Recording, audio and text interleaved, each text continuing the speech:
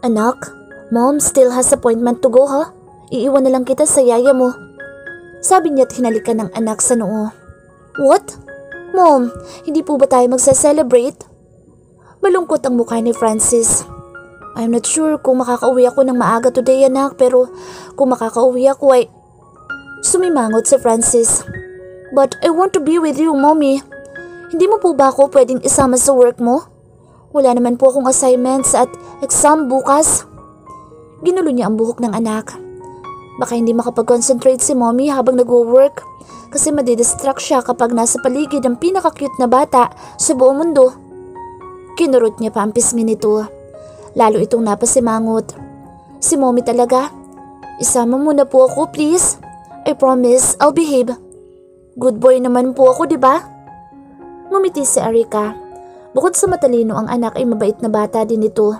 Ilang beses na niyang naisama si Francis sa kanyang trabaho at tahimik lang ito. Isama pa na madalas na natutuwa dito ang mga kliyente niya. Ang gusto lang naman kasi ni Francis ay ang makasama at makita siya. Itinuturing niyang isang rainbow ang anak pagkatapos ng bagyong dumating sa buhay niya. Si Francis ang natatanging pinakamahalaga sa buhay niya ngayon. Ito na rin lang ang taong itinuturing niyang pamilya. Mahal na mahal niya ang kanyang anak. Hindi ko pa gaanong kilala ang kliyente ko ngayon, anak. Paano kung ayaw pala niya na may kasakasamang bata habang nagwo-work ako? Isang interior designer si Erica. Sa ilang taon na pagtatrabaho ay marami na siyang naging kliyente. Karamihan sa mga ito ay nagugustuhan ang gawa niya. Kaya naman madalas ay nire-refer siya sa mga kakilala. Dahil doon ay marami siyang kliyente na naging dahilan kung bakit maaluhan ang buhay nilang mag-ina. Kahit naman kasi may dumarating na monthly allowance na mas malaki pa nga sa buwan-buwan na kinikita, hindi niya ninais na galawin iyon. Wala siyang pakialam sa perang ibinibigay ni Philip. Wala siyang pakialam sa sustento nito. Ang tanging gusto lang ay ang nasa tabi niya ito, pero pinutol ni Erica ang iniisip at nag-focus na lang sa kanyang anak. Mananatili na lang po ako sa car mo if ever na ayaw ng client mo na makasama ako. I just want to be with you today, Mommy. Please? Ipinagsali ko pa nito ang kamay sa harap niya. Napangiti siya. Paano siya makakatanggi sa ganitong kagwapo, ka-cute at ka-adorable na bata? Kahit halos walang namana sa kanya si Francis at pinaalala nito ang isang malaking pagkakamaling nagawa noon, ay mahal na mahal niya ito. Ito ang buhay niya. Okay, pero you should keep your promise, okay? Tumango ang anak at tumawak sa kamay niya. Kinausap naman niya ang yaya ni Francis na kasakasama din nila sa bahay. Pinauwi na niya ito at sinabing baka gabihin sila. Gusto niyang ilabas ang anak kung maagang matatapos sa trabaho. Pero hindi niya matatantsyang oras dahil bago ang kliyente. Hindi niya alam kung maarte ba ito o mabusisi. Ang tanging alam lang niya ay lalaki ang kausap at nais nito ng hybrid farmhouse coastal interior design style na bahay. Dati raw kasing ganoon ang tinitirhan ng kliyente at nais na dalhin ang nakalakihang environment sa bahay nito sa syudad. Dahil medyo traffic ay na-late si Erica ng konti sa pupuntahan. Ganoon pa man ay mukhang hindi naman iyon problema sa kliyente. Nakangiti pa nga ito nang makita siya. Pero nang makita ang anak niya ay mukhang nagulat. Nakakunot-no pa ito. Mr. Medalla, I hope you don't mind that I brought my son here with me. Ayoko kasing papigil eh. Pero nangako naman siya na magbibehave kaya kampante ako na magiging professional pa rin tayo on doing business. Umiling si Mr. Medalla. I don't mind. Nagulat lang ako. May anak ka na pala? Are you married? Single mother ako. Simpleng sagot lang niya. Komplikado ang relationship status niya, kaya kapag tinatanong tungkol doon, ay ganoon palagi ang kanyang sagot. Tumango-tango ito. But you have a little cute boy here. Parang ang laking kawalan sa ama niya kung hindi man lang siya makita. Komento pa nito at ginulo ang buhok ng anak niya. Malaki nga, pero ginusto niya iyon. Ano magagawa ko? Sa isip-isip ni Erica, ganoon pa man hindi na lang niya pinansin ang sinabi ng kliyente. Hanggat maaari ay ayaw niyang ino-open up ang tungkol doon dahil tanging sakit lang ang dinudulot ng ama ni Francis sa kanya. Nakaraan na iyon, and I believe that my personal life is not our concern here, right? Let's go down to business. Tumango si Mr. Medalla. Pero bago iyon ay kinunan muna nito ng litrato ang anak. Ang sabi ng lalaki ay gusto lang nito na i-share sa misis ang cute niyang anak.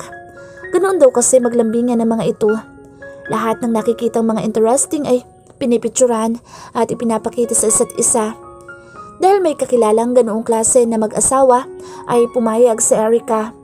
Hindi din kasi may minsan na may kumuha ng litrato ng anak dahil nakukita ng mga ito. Hindi naman mahirap kausap si Mr. Medalla. Nang sabihin niya mga nais na gawin matapos na lubutin ang bahay nito, ay nagkasundo agad sila. Hindi ito kagaya ng iba niyang kliyente na maraming reklamo at hiling sa kanya. Madalas ay palagi ding pinangungunahan ang ideas niya. Pero siguro ay maganda lang talaga ang naisip niya sa nais na bahay ni Mr. Medalla. Nagpapaalala kasi ang nais na ipagawa nito ng isang itsura ng bahay na paborito niya. Ganoon kasi ang itsura ng isa sa mga bahay bakasyonan nila sa Greece. Isang oras lang ang itinagal ng appointment ni Erica kay Mr. Medalla. Ikinatuwa naman niya iyon dahil ibig sabihin ay magkakaroon pa siya ng oras para ipasyal ang anak na sinunod nga ang ipinangako nito. Nanatili lang itong tahimik sa isang tabi habang kausap niya ang kliyente. Nang nanaisin na sana niyang magpaalam kay Mr. Medalla ay pinigilan siya nito. Mamaya na, nag-order ako ng pizza at parating na iyon. Nakakahiya naman sa inyo dahil wala man lang ako na ipakain. Bago pa lang kasi itong bahay at it's okay Mr. Medalla. Besides, ipapasyal ko din ang anak ko sa mall. Sa mall na lang kami kakain. Marahas itong umiling. No, I insist, Miss Phelan. Wika pa nito na ina-address siya sa apelidong hanggang ngayon ay ginagamit pa rin niya. Narinig ko na gutom na si Francis. Malamang na traffic na naman kaya baka matagalan bago kayo makarating sa mall. Hintayin niyo ng pizza. Sandali lang at tatawagan ko para i-follow up. Pagkasabi noon ay iniwan sila ng lalaki at pumunta sa kusina para tumawag. Tiningnan ni Erica ang anak. Tama nga si Mr. Medalla. Gutom na nga si Francis. Mukhang gusto rin itong manatili dahil sa pizza. Paboritong pagkain iyon ng anak kaya pinagbigyan niya. Nauuhaw na din siya. Susundan sana niya si Mr. Medalla sa kusina para humingi ng tubig. Nang sa pagtayo ay nasanggi niya ang folder na nasa center table. Nalaglag iyon kasama ang mga laman. Pinulot iyon ni Erica at napakunot noo na makita ang kanyang picture doon. Kinuha niya ang mga papel at nakitang tila biodata niya iyon dahil mga impormasyon tungkol sa kanya ang nakalagay sa papel. Tiningnan din niya ang ilan sa mga papel at umagaw sa pansin niya ang logo ng isang sikat na investigative services agency. Napahawak si Erica sa kanyang dibdib. Di yata't iniimbestigahan siya ni Mr. Medalla. Isa ba itong private investigator? Pero bakit naman siya nito iimbestigahan? Napatingin siya kay Francis at biglang may pumasok sa kanyang isip. Naalala din niya ang tungkol sa pagkuha na Mr. Medalla ng pictures sa anak. Hindi kaya si Philip ang... Biglang nakaramdam ng kaba si Erica. Gusto niyang kumprontahin si Mr. Medalla dahil sa mga naisip. Pero bago pa nagawa iyon ay may nag-doorbell kaya napatigil siya sa gagawin. Iyan ang pizza? Na-excite na sabi ni Francis. Ang anak na ang nagbukas ng pinto. Pero kitang-kita niya ang panlulumo nito nang makitang hindi isang delivery man ang kumatok. Ay, hindi pala. Tumingin si Erica sa pinto at nilapitan ng anak. Lalong lumakas ang kabog ng kanyang dibdib nang mapatingin sa mukha ng lalaki. Kailangan pa niyang hawakan ng anak para umamot ng lakas, para harapin ang lalaki. Philip, kumunot ang noo ni Francis. Kilala niyo po siya, Mommy? Sa madilim na anyo ni Philip ay tumingin ito sa bata. Bakit naman hindi? Hindi ba naikwento sa iyo ng mommy mo na ako ang daddy mo? The moment of truth. Yun ang nasa isip ni Erica nang maramdamang pantay na ang hininga ng anak matapos nilang patulugin ni Philip sa kwarto nito sa maliit na apartment niya. Alam niya na dapat ay matakot siya dahil oras na para mag-usap sila ni Philip. Pero hindi nakasintindi ng kabang nararamdaman ni Erica ang nararamdaman ngayon. Nagkaroon na kasi siya ng oras para makapag-isip. Hindi niya lubos sa kalain na ang simpleng araw ay hahantong sa isang araw na maaaring makapagpabago ng buhay niya nilang mag-ina. Pero alam niya na darating din ang araw na iyon. Ang ipinagtataka nga lang niya ay kung bakit ganoon ang reaksyon ni Philip ngayon. Hindi ba at hindi naman ito gusto ang anak nila? Hindi nito sinagot ang natatanging sulat na ibinigay sa taong nagbibigay alam sa lalaki tungkol sa anak nila. Ang mga tawag niya ay hindi rin ito tinanggap. Sapat ng dahilan ang mga iyon para isipin na hindi nito gusto si Francis, na hindi nito gustong maging ama sa anak nila. Pero nang makita ni Philip, si Francis ay parang hindi na nito gustong lumayo sa anak. Care to explain now, Erica? Tama nga ang hinala niya na kukumprontahin siya ni Philip nang makatulog ang anak. Nang tumayo siya at lumabas ng kwarto ni Francis ay sumunod dito sa kanya. Matapang na hinarap niya ang lalaki. Bakit siya matatakot? Wala siyang pagkakamali. Ipinaalam niya kay Philip ang tungkol sa anak nila pero hindi ito nakialam. Hindi siya nito binigyan ng pagkakataon na magsabi. Bakit kailangan ko magpaliwanag, Philip? Ikaw ang dapat magpaliwanag. Ikaw ang hindi nagbigay ng pagkakataon para iparating sa iyo ang tungkol sa existence niya. Umiling si Philip. Tila naguguluhan. Ganoon pa man ay madilim ang mukha. Ibang-iba sa itsura nito kanina habang inuubos ang oras na makasama ang anak. Dahil halos tumira sa isang bahay at kabisado na ni Erica si Philip. Bihira itong umiti. Bihirang magpakita ng emosyon. Madalas ay tahimik lang. Kung magbibigay ang lalaki ng emosyon ay palaging nakasimangot o galit, lalo na sa kanya. Pero ngayon ay walang ipinakita si Philip sa anak kung hindi kalambutan at kabaitan. Para bang nakatanggap ang lalaki ng isang napakagandang regalo. Parang wala itong gustong gawin sa anak nila kung hindi ang ingatan at mahalin. Isang bagay na kahit kailan ay hindi niya natanggap mula dito. But still, you should have tried. Hindi ko sinasagot ang mga tawag mo sa dahilang, alam mo, nagalit ako sa iyo. Pero hindi ibig sabihin noon ay pinabayaan na lang kita. Paano mo ako hindi pinabayaan? Kapag nagbibigay ka ng sustento mo buwan-buwan? Kung isusumbat mo sa akin ng mga iyon, kayang-kaya kong ibalik sa iyo mula sa 5 ibinigay mo ang pera mo. Kailanman eh hindi ko ginalaw iyon kahit noong nanganak ako. Noong nanganak ka na, hindi mo sinabi sa akin. Nagtagis ang mga bagang ni Philip. Hinawakan nito ang pupulusuhan niya. Tila ba doon ibinubuhos lahat ng galit na kanina pa pinipigilan. What do you want, Erica? Itinago mo ang tungkol sa anak ko dahil gusto mo gumanti sa akin? Why are you still acting like a spoiled brat again? Hindi pa ba sapat sa iyo ang naging consequences ng ugali mong iyon, ha? Bakit gustong-gusto mo akong palagi nagalitin? You're really acting as the bad luck of my life. Nanlaki ang mga mata ni Erica. How dare you? Sa akin ka pagalit? Samantalang ikaw ang hindi nakikipag-ugnayan sa akin? I gave you a letter once, pero ni tuldok ay wala ko natanggap na sagot. At hindi ko kailanman itinago ang tungkol sa anak ko. Ipinaalam ko iyon sa'yo. Kaya kailanman ay wala kong dapat ika-guilty at kailanman ay hindi mo rin ako pwedeng sisihin. Nagpumigla siya sa hawak ni Philip. Medyo matagal bago tinanggal ng lalaki ang pagkakahawak pero sa huli ay bumigay din ito. Pakiramdam ni Erica ay nag-aapoy ang kamay dahil sa friction sa pag-aaway nilang dalawa. Umiling ito. Hindi ko alam kung paano nangyari ang lahat ng ito. Kung paano hindi ko nalaman sa loob ng 7 taon. Pero kung ano man na naging dahilan, hindi ako papayag na mangyari ulit iyon. Hindi ako papayag na malayo ulit sa anak ko. Tama na ang 7 taon. I will claim what is rightfully mine. Wika nito. Saka walang pasabing lumisa na sa loob ng apartment. Naiwang tulala si Erica sa nangyari. Hindi niya alam kung bakit siya nakaramdam ng takot sa binitiwang salita ni Philip. Nalilito din siya. Hindi niya alam kung bakit hindi nito natanggap ang sulat niya. Samantalang ipinaabot pa niya iyon mismo sa taong nag-alaga dito noong bata pa ito. Kay Dana at sa asawa nitong si Stavo. Bakit hindi natanggap ni Philip ang sulat niya? Bakit hindi nito nalaman ang kalagayan niya? Samantalang alam iyon ng 2 tao na alam niyang mayroong contact pa rin sa lalaki. Habang nag-iisip ay napatingin si Erica sa pupulsuhan na mahigpit na hinawakan ni Philip kanina. Namumula iyon at nakaramdam din siya ng sakit. Pero alam niyang wala pa iyon sa 1/4 ng sakit na naramdaman niya noon. Pati na rin ni Philip.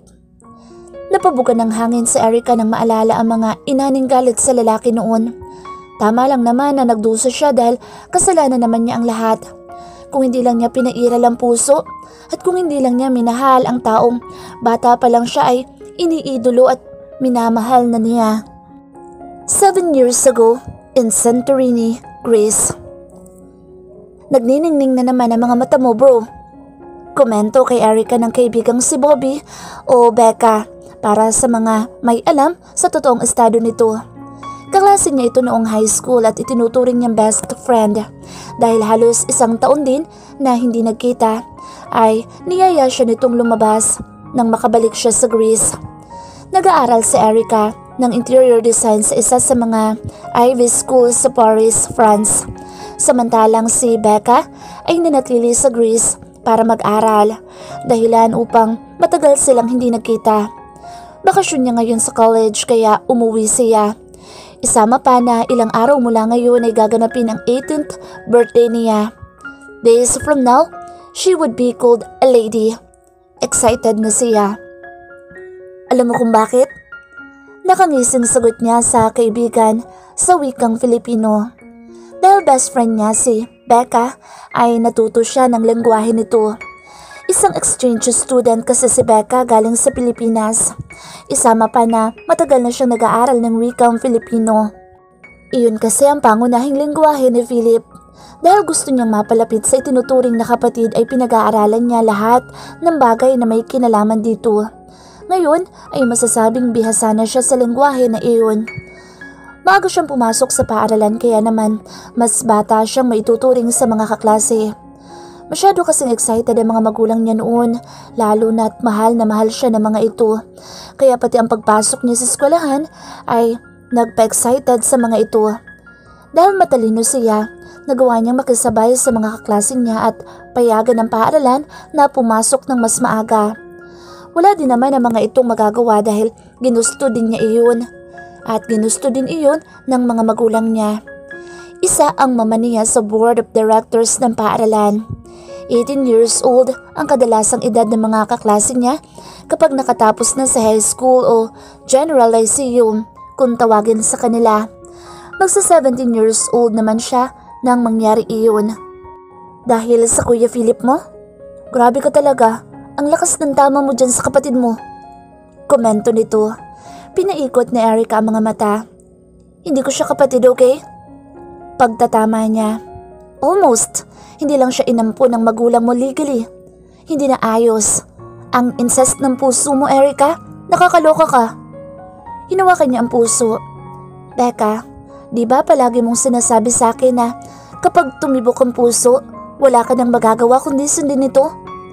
Hey, that applies to my papas. Malanding wika nito. Kasi naman, Erica, sa lahat naman ng iibigin mo, bakit si Philippa?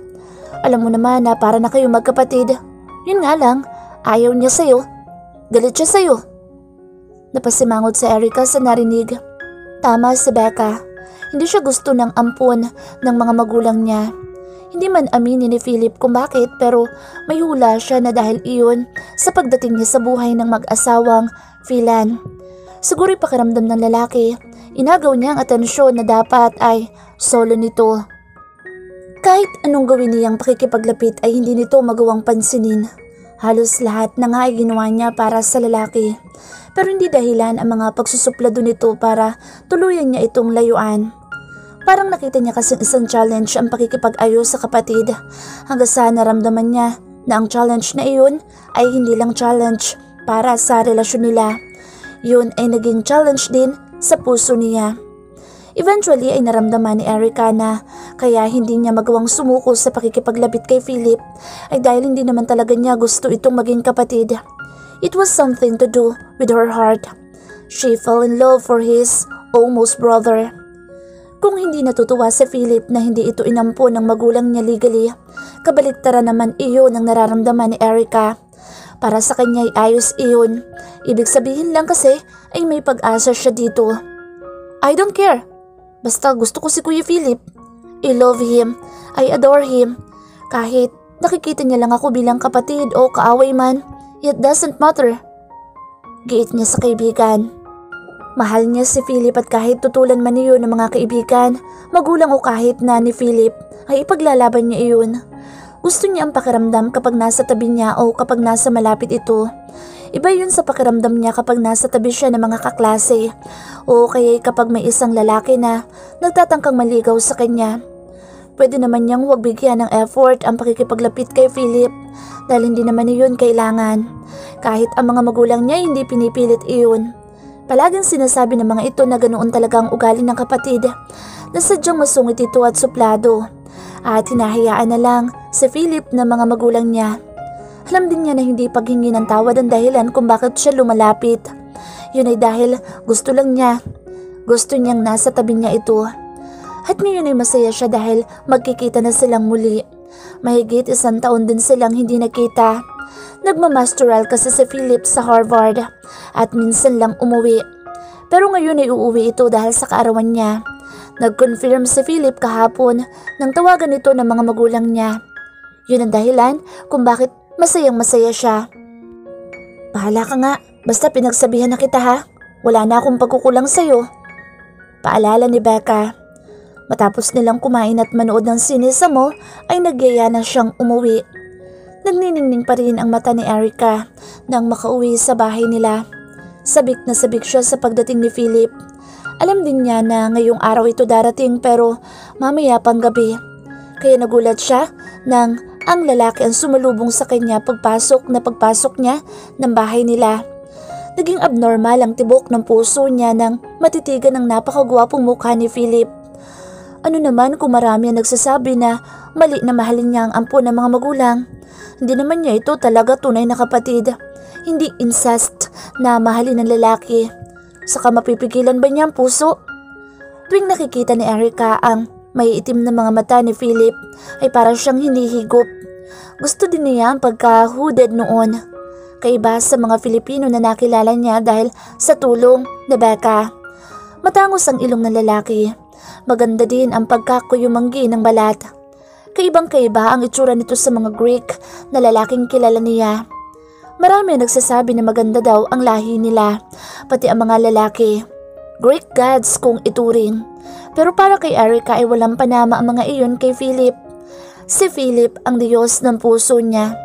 Dito lang siya nakaramdam ng ganoong atraksyon. Tuwing nakikita ito, lumalakas ang tibok ng kanyang puso at tila nangangatog ang tuhod niya. Philip! Naglambitin pa si Erica sa leeg nito na para bang close sila. Hindi niya mapigilan. Gusto niyang gumawa ng paraan para makalapit dito. Dahil tuloy sa ginawa ay naamoy niya ang mabangong amoy ng katawan ni Philip. Lalong lumakas ang pintig ng puso niya. Nang tumingala ay napatitig pa siya lalo sa mukha ni Philip. Nagkaroon ito ng mumunting stubble sa paligid ng panga pero guwapo pa rin. Mas gumuwapo pa nga. Bagay kay Philip ang stubbles. Pero ang pinaka napansin ni Erica ay ang sexy na mga labi nito. Sa pagkatingin niya roon ay ang daming bagay na gumulo sa isip niya. Kailan kaya niya mahahalikan ng mga iyon? Kailan ba siya makikita ni Philip bilang isang babae? Kailan kaya siya nito mamahalin? Erica, stop! Pagpapatigil sa kanya ni Philip. Saka inalis ang kamay niya at inalis mula sa pagkakalambitin sa leeg nito. May kasama ako. Napakunot noo si Erica. Tumingin siya sa paligid at doon lang niya nakita na may nakaupong babae sa malaking sofa ng bahay nila. Nang mapatingin sa babae ay binigyan siya nito ng isang napakatamis na ngiti. Base din sa itsura ay mukha itong mabait at malambing. Ganoon pa man ay walang pakialam doon sa Erica. Kahit na ba mukhang anghel, si Fatima ay may masama siyang kutob dito. Hindi niya ito gusto at lalong hindi nagustuhan ng magsalita si Philip. Erica, I would like you to meet Fatima. Nagkakilala kami sa Harvard. Pareho kaming Filipino kaya nagkasundo kami. And by the way, she is my girlfriend. Who told you that you can bring someone to my birthday? May pagkabrat na kumpronta ni Erica kay Philip nang sa wakas ay makorner niya ito at masolo. Wala siyang pakialam kung ano man ang isipin ng lalaki sa pag-iinarte niya ngayon. Galit siya. Hindi siya makapapayag na magdala ng ibang babae si Philip sa pamamahay nila. Worst is sinama pa nito iyon para sa birthday niya. Kumunot ang noo ni Philip. Why the fuss, Erica? Wala ka naman sinabi sa akin noon na bawal ako magdala ng kahit na sino para sa birthday mo. Hindi ba't noon kapag nagdadala ko ng kaibigan, kapag may okasyon sa bahay ay hindi ka naman nagagalit? Bakit ngayon ay ipinapakita mo na naman sa akin yung pagiging brat mo? Kumalukip-kip siya. I don't like her. Pauwiin mo na siya. Pabalik sa Harvard o sa Pilipinas, I don't care. Nagtiim ang mga bagang nito. You're acting like a brat again. Hindi pinansin ni Erica ang sinabi ni Philip. Wala din siyang pakialam kung akusahan siya nito ng ganoon. Sanay naman na siya. Isama pa na gusto niya talagang ipakita na ayaw niya sa girlfriend nito. Kailanman ay hindi nagdala si Philip ng girlfriend sa pamamahay nila. Wala din siyang alam na naging girlfriend nito. Ngayon lang ito nagpakilala ng isa sa pamilya at hindi niya iyon gusto. Dahil ibig sabihin lang noon ay mawawalan siya ng pag-asa dito. Nasasaktan din siya ng oras na ipakilala nito ang babae. Tila gumuho ang mundo niya. Nagkapira-piraso ang puso niya. Gusto niyang umiyak. Ganoon pa man alam niyang walang magagawa ang pag-iyak. Ang kailangan ay gumawa siya ng paraan. Hiwalayan mo siya, Philip. Ayoko sa kanya. Ako na lang mahalin mo. Gusto pa sanang idagdag ni Erica pero alam niya na hindi pa iyon ang tamang pagkakataon. Magagalit ang mga magulang niya kapag nagkanobyo siya sa edad niyang iyon. Isama pa na pangako niya sa sarili na hindi muna magnonobyo habang hindi pa siya nakakatapos ng pag-aaral. May ilang taon pa siyang gugugulin bago makagraduate. Hindi pa din siya handa lalo na at kahit ang loob ni Philip ay hindi pa rin niya nakukuha ngayon. Paano siya nito mamahalin kung galit ito sa kanya? Hindi naman kasi niya magawang mag-sorry dahil hindi naman niya kasalanan na dumating siya sa mundo at sa mga magulang niya. Ayaw din niyang imungkay sa mga magulang ang nararamdaman niyang gustong mangyari ni Philip. Ayaw niyang legal na maging kapatid ito dahil lalo na siyang nawala ng pag-asa. Naiinis na tiningnan siya ni Philip. Ano bang nangyayari sa'yo, Erica? Mahal ko si Fatima. Walang makapagpapabago noon. Utos mo man o utos ng magulang natin. Tanging ako o siya lang ang magdedesisyon para sa relasyon namin? Saad nito, saka siya iniwan. Nagpupuyos ang loob ni Erica. Hindi siya papayag na may makaagaw sa kanya kay Philip. Sa kanya lang ito, kahit hindi pa man ito alam ang tunay niyang damdamin. Kailangan talaga niyang gumawa na ng paraan para mapasa kanya ang lalaki. Kailangan na niyang gumawa ng paraan para mapalapit talaga dito. By hook or by crook. I notice you seem a little sad, Iha. Is there any problem? Don't you like the party that we prepared for you? Nag-aalala ang tono ng ama ni Erica nang lapitan siya nito. Malapit nang matapos ang kanyang 18th birthday party. Isang success ang okasyon at isa iyon sa pinakamagandang party na nakita ni Erica. Kahit ang mga kaibigang inimbita ay ganoon din ang sinabi. Hindi naman iyon katakataka. She knew she deserved it. Siya lang naman ang nag-iisang anak ng isa sa mga pinakamagaling na shipping magnate sa buong Greece. At mahal na mahal siya ng mga magulang. Madalas ay pinapabura ng mga lalaking Greek ang anak na lalaki. Pero iba ang ama ni Erica. Sa halip na paboran palagi ng kanyang ama si Philip ay siya ang mas minahal nito. Kahit na hindi siya kumuha ng kurso na makakatulong sa business nila ay tinanggap iyon ng papa niya. Mas mahalaga para dito ang kasiyahan niya. Mahal na mahal siya ng mga magulang dahil siya ang nag-iisang anak. Ang anak na akalang hindi na bibiyayaan ang mga ito. It's grand, Papa. I'm happy. But you're not smiling. You seem annoyed. Is there any problem? Umiling si Erica. Pinilit ng umiti. I'm just tired. Maybe I'll come to bed in a little bit. Sagot na lang niya. Are you sure? Paniniguro pa nito. Tumango siya. Ayaw niyang pag-alalahanin pa ang ama. That's good then. Go to bed now if you are really tired. Don't worry about your visitors. We're going to explain to them. All I want is the best for you, my precious.